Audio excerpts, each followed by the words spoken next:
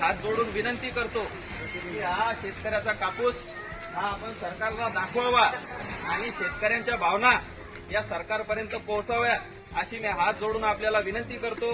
शेतकरी दुःखात असताना आपले नेते विदेश वाऱ्या करू लागले, इकडे दुष्काळाची तात्काळ मदत करायची जाहीर करायची सोडून दिली, सरसकट मदत करायची जाहीर करायची सोडून दिली, मराठ्यांना सरसकट आरक्षणाचा प्रश्न सोडून दिला, धनगराच्या आरक्षणाचा प्रश्न सोडून दिला आणि विदेशांमध्ये महाराष्ट्राचे नेते फिरू लागले।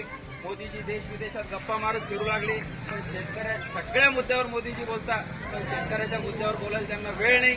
त्याचा आम्ही निषेध करतो। धन्यवाद।